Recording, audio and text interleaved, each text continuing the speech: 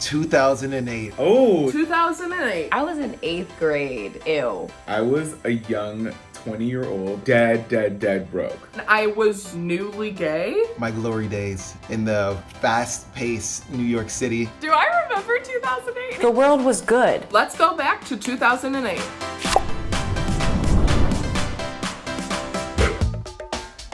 I think Single Lady is the song for people that weren't ready for marriage into marriage. Single Ladies by Beyoncé. I think I listened to that song for 4 years straight. Everyone thought they were Beyoncé. Everyone and their mom thought they were Beyoncé. They put the black little leotard on, they had the ring, and they were like, This became the move for everything. All my single ladies, all my single ladies. Me and my best friend at the time, Riley, were in my basement watching Single Ladies video on repeat to try to learn the dance. And if you didn't know the dance moves, you better get the hell off the floor because there were about 20 other gay guys and girls that knew every single move. That really is the power of the Beyoncé, right? Beyonce, you are an icon. You stay an icon, and everything you do is breathtaking. Live for you, love you. We'll just, These are my Crocs.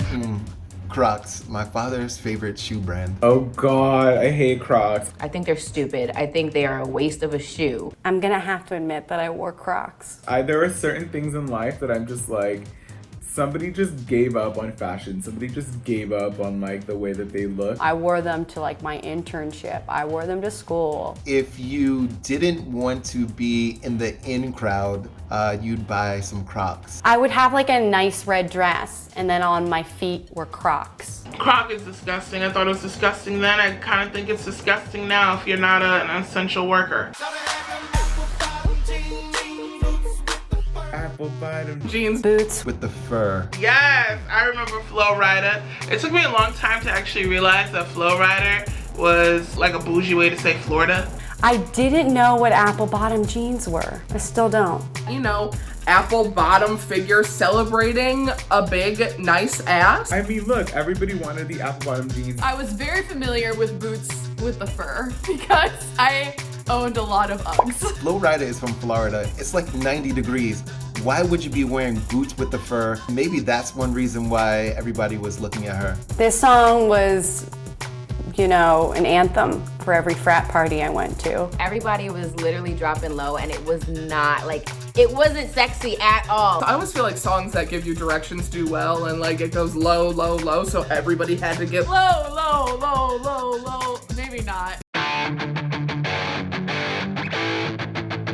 MySpace. Everyone was so in love with it. It was like a step up from Friendster. Don't tell my parents, because I don't even think they know this still till this day. But in 2008, I had a MySpace. I did have a MySpace, but I am a daughter of Haitian parents, so I was not allowed to put my profile picture up. I was not allowed to have any photos of myself. You can send people messages in front of everyone. There was no direct messages. Everyone would be all in your business, and we loved it. MySpace was like the beginning of my digital career. Like I literally would like take self-portraits, which was what we called them at the time. I was so hung up on getting the right song, the right background, making sure that I was like that girl on MySpace. one of my pictures or whatever picture you put on there. It was a quote from Lauren Conrad that said like, boys are like purses, you just have to find the right one. So I would like Photoshop my photos and not morphing myself or changing anything about myself,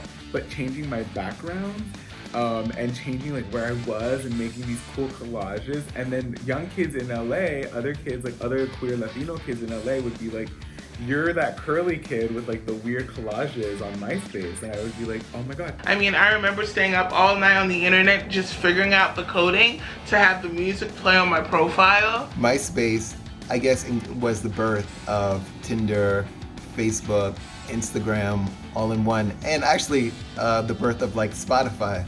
I use MySpace for music. I use MySpace to show my bullies that I had friends. I put like really dark eyeliner all around my eye and like took a photo like this, like I was your typical.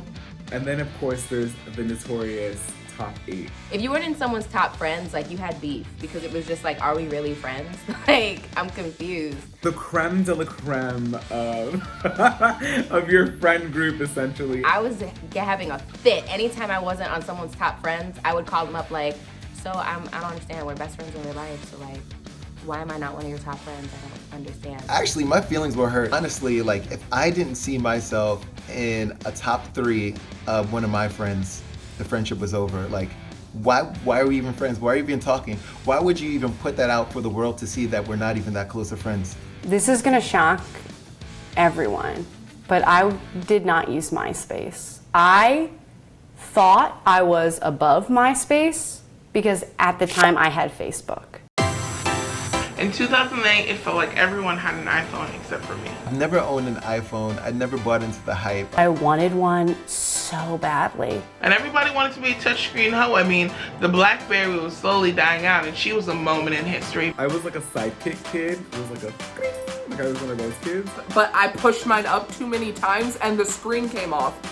So I would just have 2 parts of a phone and it would still ring and buzz when I had text. Listen, when the iPhone came out, I think I had a Razor, a pink Razor phone. In 2008, that was when the flip phone was dying out. But guess who had it?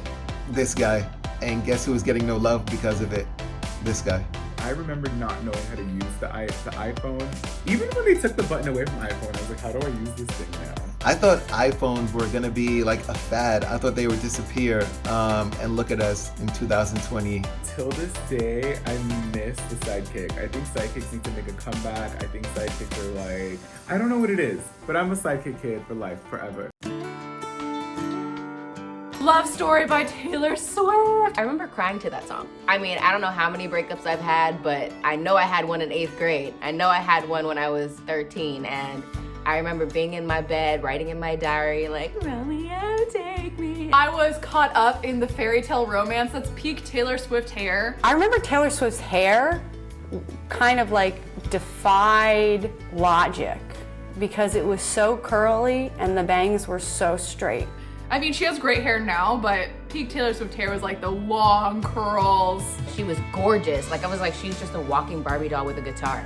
So like, how could you not like her? She was just so young and dreamy-eyed and just wanted to be cool and have a bae and just live her best life. Obama versus McCain. It was a big race. It was someone who was black like me running for president. Oh my God, 2008. Oh, when politics made sense. I knew that the candidate was black, and I said, that's it, that's my president. I mean, I followed the race for Obama's sake. I got to see him speak. It was amazing. There was so much exciting and hope. He was like fresh. He was new. I've never looked at a president and been like, okay. We all were just so excited. Like, here he was, this beautiful man, Obama, who just, not only was he like super charming, but he was smart, and that voice, like, and then finally somebody who looked like, as a POC person, like somebody who looked like us and our friends and the people that we surround ourselves with. I remember when Obama won the election and